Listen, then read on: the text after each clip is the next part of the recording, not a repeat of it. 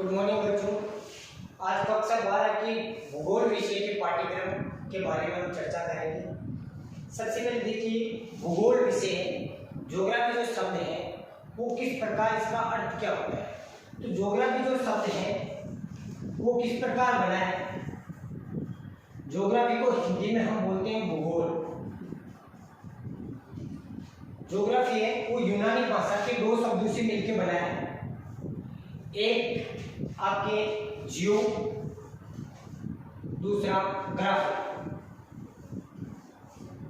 जियो का अर्थ होता है पृथ्वी और ग्राफी का अर्थ होता है वर्णन करना। इस प्रकार ज्योग्राफी का शाब्दिक अर्थ होता है पृथ्वी का वर्णन, यानी भूगोल का शाब्दिक अर्थ है पृथ्वी का वर्णन। यानी हमारी पृथ्वी है, उसके ऊपर जो भी घटनाएं घटित होती है, जिसके अंदर हम विभिन्न प्रकार के मतलब मानव है, जीव जंतु है, इन सभी का अध्ययन हम सम्मिलित रूप से भूगोल के अंदर करते हैं। देखिए, भूगोल शब्द का जो जनक है वो किसको माना गया है। भूगोल शब्द का जनक सबसे पहले जो भूगोल शब्द दिया था, ज्योग्राफी शब्द दिया था, वो दिया था एरोटोस्थेनेस।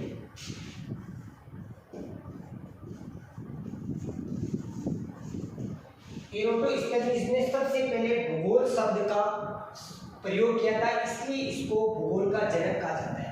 लेकिन व्यवस्थित तरीके से भूगोल का जनक या व्यवस्थित भूगोल का जनक आपके हिकटियस को माना जाता है, क्योंकि भूगोल को व्यवस्थित या क्रमबद्ध करने का काम है वो हिकटियस ने किया था, इसलिए इसको हिकटियस को भूगोल का जनक कहा जाता है।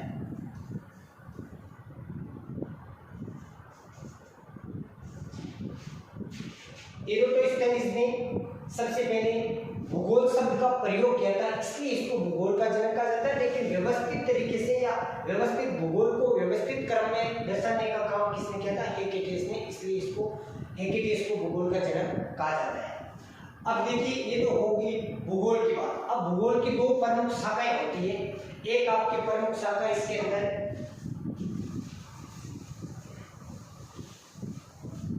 भूगोल की दो शाखाएं हैं।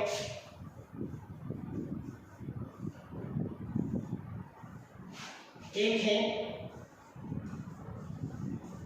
भौतिक भूगोल और दूसरी है मानव भूगोल। भौतिक भूगोल जिसके अंदर जो प्रगतिपरक घटनाएं या प्रकृति जो जिसका निर्माण प्रकृति ने किया, उन सभी का अध्ययन भौतिक भूगोल के अंदर करते हैं। और जो मानव द्वारा बनी हुई है या मानव का कुछ ना कुछ डायरेक्ट इनडायरेक्ट रूप से रोल होता है, उसको मानव भूगोल के अंदर उसका अध्ययन करते हैं। भौतिक भूगोल का जो जनक है वो है पोसिडोनियस।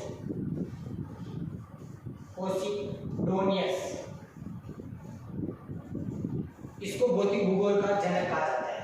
जबकि मानव भूगोल का जनक है वो आपके फ्रेडरिक रेटजेल,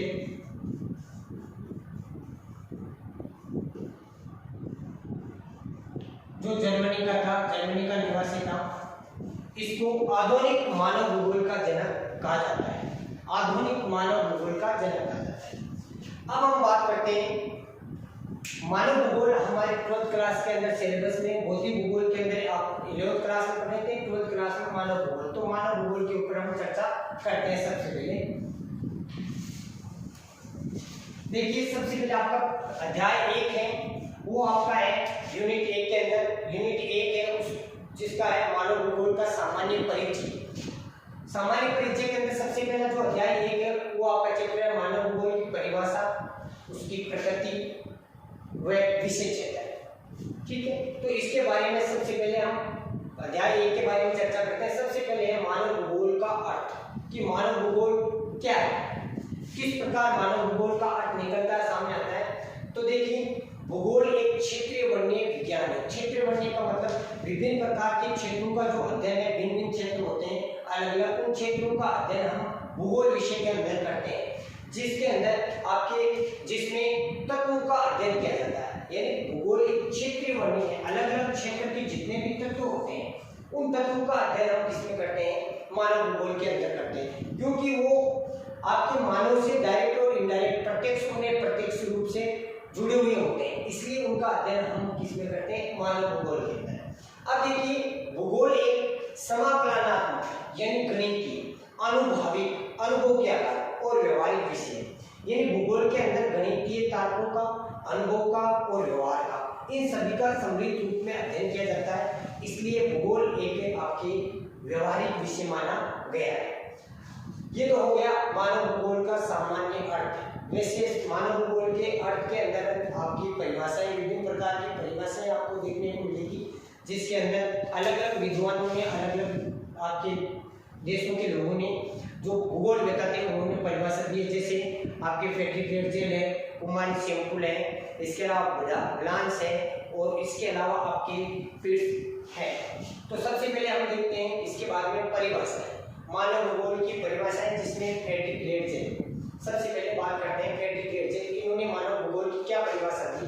सबसे पहले देखिए फ्रेडरिक हेर्त्ज़ेल है, वो जर्मनी का निवासी था, जर्मन भूगोल वेता था। फ्रांस से पहले मानव भूगोल का सबसे अधिक विकास हुआ था तो वो जर्मनी में हुआ था।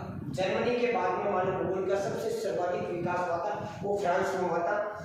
जर्मन भूगोल वेता फ्रेडरिक हेर्त्ज़ेल, जिसको आधुनिक मानव भूगोल का पिता भी कहा जाता है, इसका एक प्रमुख ग्रंथ था एंथ्रोपोजोग्राफी। इस ग्रंथ के अंदर आपके मानव भूगोल की सटीक परिभाषाएं दी गई है, सटीक तरीके से इसको समझाया गया है।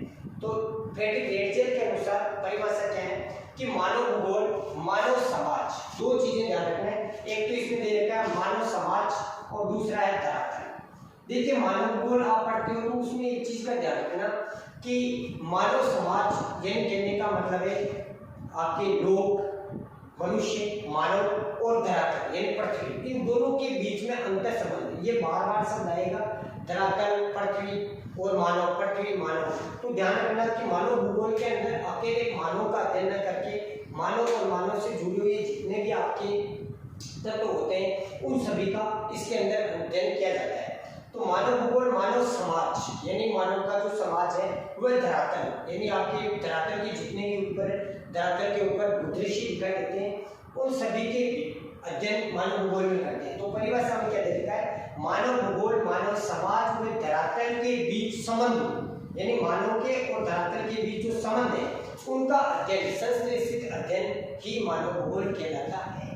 कुल मिलाकर कहने का मतलब है कि मानव समाज और धरातल के बीच में जो अंतर संबंध है उन्हीं को क्या कहा गया है, मानव भूगोल कहा गया है।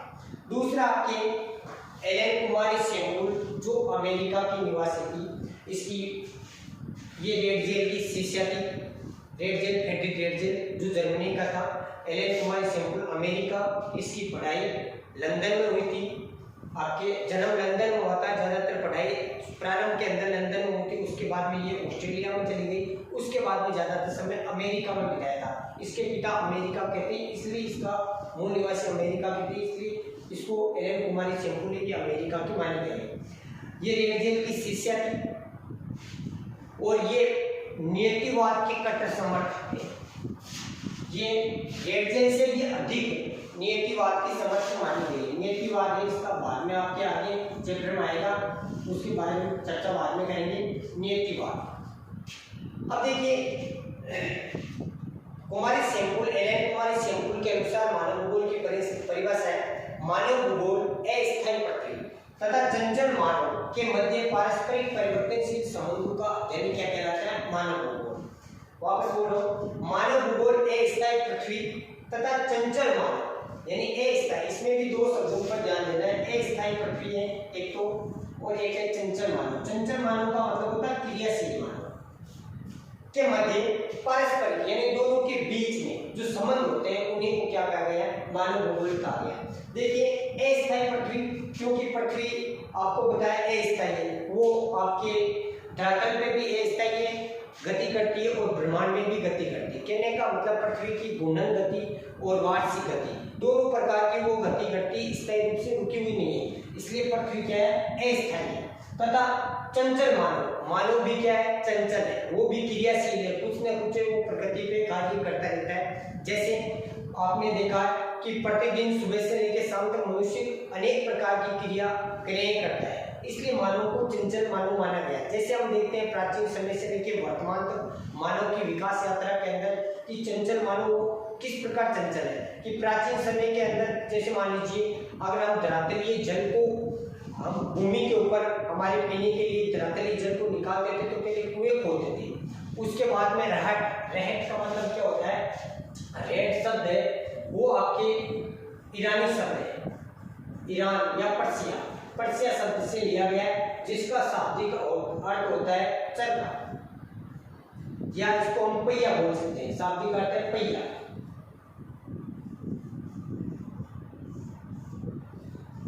जिसको हमारी भाषा के अंदर हमारे यहाँ पर बोलते हैं भूगुन, जिसको बोलते हैं वही आपका रहट होता है। तो सबसे पहले मनुष्य ने कुएं के माध्यम से कुएं खोद के कुएं के माध्यम से पानी निकाला, उसके बाद में रहट के माध्यम से पानी निकाला, उसके बाद में हैंडपंप के माध्यम से पानी निकालना प्रारंभ किया, उसके बाद में आप नलकूप खोदे गए, उसके बाद में विद्युत बिजली के द्वारा सब विभिन्न प्रकार की आपके सबमर्सिबल मशीनों के द्वारा पानी निकाला गया। तो मनुष्य देखिए शुरू से प्रारंभ से पहले कुएं खोदे, फिर रेत का प्रयोग, फिर हैंडपंप, फिर नलकूप, फिर सब विद्युत मोटरें, इनके द्वारा पानी यानी प्रारंभ से लेकर वर्तमान तक मानव क्रियाशील है, वो विभिन्न प्रकार की क्रियाएं करता रहता है। इसलिए मानव को क्या माना गया है? चंचल माना गया है।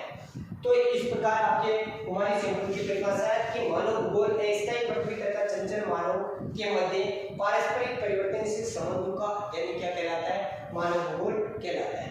उसके बाद में देखिए अगले हैं विडाल डी ला ब्लांस, ये फ्रांस का निवासी था। इसकी एक पुस्तक है जिसका नाम है मानव भूगोल के सिद्धांत।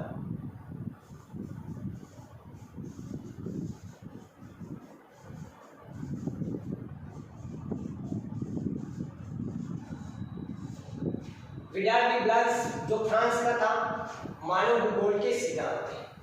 आपको बताया कि ब्लांस है, मैंने पहले बताया आपको कि ब्लांस को सबसे अधिक अगर मानव भूगोल का विकास हुआ था तो वो हुआ था आपके फ्रांस के अंतर्गत। तो फ्रांस के जितने भी भूगोलवेत्ता उनका मानव भूगोल के विकास में बहुत बड़ा योगदान है। तो ब्लांस के अनुसार परिभाषा क्या है कि मानव भूगोल है वो पृथ्वी और मानव के पारस्परिक संबंध, यानी जो आपके मानव है और धरातल है, यानी पृथ्वी और मानव दोनों के पारस्परिक संबंधों का एक नया विचार देता है, और जिसमें पृथ्वी को नियंत्रित करने वाले भौतिक कारक तथा आपके पृथ्वी पर निवास करने वाले जीवों के मध्य आपसी क्या होता है? संबंधों का संयुक्त ज्ञान समाविष्ट होता है। तो देखिए मानव भूगोल है वो पृथ्वी और मानव के पारस्परिक यानी पृथ्वी के और मानव दोनों के मध्य जो पारस्परिक संबंध है उनका एक नया विचार देता है। दोनों के बीच में वो कार्य करते हैं, दोनों आपस में मिलकर कार्य करते हैं, पृथ्वी के साथ में विभिन्न प्रकार की क्रियाएं करता है, तो एक नया विचार उत्पन्न होता है और उससे पृथ्वी को नियंत्रित करने वाले विभिन्न प्रकार के भौतिक कारक होते हैं, जलवायु, मृदा, वनस्पति। इन भौतिक कारकों यानी भौतिक नियमों तथा पृथ्वी पर निवास करने वाले विभिन्न प्रकार के जीव होते हैं, जिसमें मानव भी आता है। जीवों के आपसी संबंध का संयुक्त ज्ञान समाविष्ट किसमें होता है? मानव भूगोल के अंदर होता है। ये परिभाषा थी ब्लांस ने। ब्लांस से वो संभववाद का जनक माना गया है। ये नियतिवाद का जनक फ्रेडरिक गेटजेल और कुमारी सेम्पुल ये नियतिवाद को मानते हैं, ब्लांस से वो संभववाद को मानते हैं। फिर है आपके डिकेन और पिट्स, अगली परिभाषा। इसमें तो आपके दो शब्द दिए, एक तो मानव और उसके एक मानव के कार्य, उन दोनों को ही क्या कहा गया? मानव भूगोल के अंतर्गत शामिल है। मानव और उसके कार्यों को समाविष्ट किया जाता है। ये आपका टॉपिक है कि मानव भूगोल की विभिन्न परिभाषाएं, जिसमें फ्रेडरिक गेटजेल है, कुमारी सेम्पुल है, विडाल डी ब्लांस है, डिकेन और पिट्स है।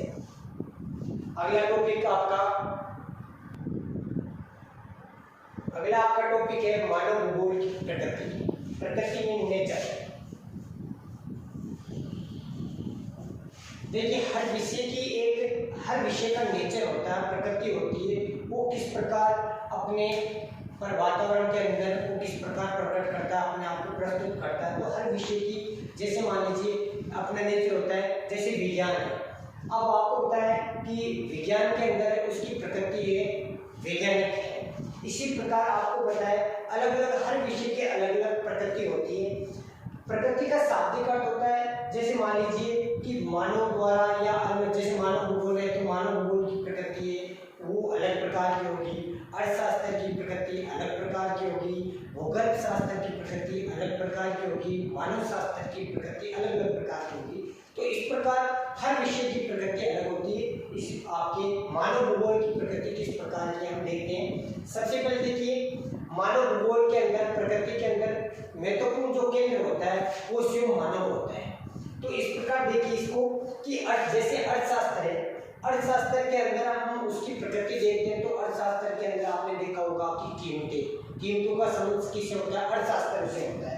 ये जैसे कीमत है, मांग होती है, वस्तु की मांग है, वस्तु की पूर्ति है, ये अर्थशास्त्र की क्या है आपकी प्रकृति। इसी प्रकार जैसे भूगर्भ शास्त्र है, आपकी भूगर्भ शास्त्र यानी पृथ्वी की आंतरिक भाग के बारे में, आंतरिक पृथ्वी की आंतरिक चट्टानों के बारे में या भूगर्भ के बारे में जानकारी है लेना है तो भूगर्भ शास्त्र के अंदर उसका वर्णन होता है। तो चट्टान उसकी प्रकृति किस प्रकार की चट्टान, ठीक है, विभिन्न प्रकार की चट्टानें वो भूगर्भ शास्त्र का विषय माना गया है। इतिहास का जैसे संबंध होता है वो आपका इतिहास है, इसका संबंध होता है समय से, प्रेजेंट पार्ट फ्यूचर के अंदर इसका संबंध है समय से। इसी प्रकार मानव शास्त्र होता है, जैसे मनुष्य की विभिन्न प्रकार की प्रजाति होती है, जीवों की प्रजाति होती है, तो मानव शास्त्र का की आपकी प्रकृति होती है वो किस प्रकार की आपकी प्रजाति से। इसी प्रकार भूगोल की प्रकृति है वो भूगोल का जो समय स्थान है वो स्थान को माना गया है, प्रकृति किस प्रकार की है, स्थान से संबंधित है और मानव केंद्रित है। तो हम देखते हैं इसको मानव भूगोल की प्रकृति कि मानव भूगोल की प्रकृति में मानवीय क्रियाकलाप यानी मानव की क्रियाकलाप कि मानव जो भी क्रियाएं करता है, हर प्रकार का जो व्यवसाय करता है, जो भी जैसे मान लीजिए प्राथमिक द्वितीय तृतीय चतुर्थ पंचम, तो उसकी जितनी भी प्रकार की क्रियाएं होती है उन क्रियाओं का केंद्र बिंदु होता है वो स्वयं कौन होता है, मानव होता है। तो मानव भूगोल की प्रकृति में मानवीय क्रियाएं होती है वो केंद्रीय बिंदु होती है। क्यों? क्योंकि देखिए प्राचीन समय के अंदर जब आदि मानव था, आदि मानव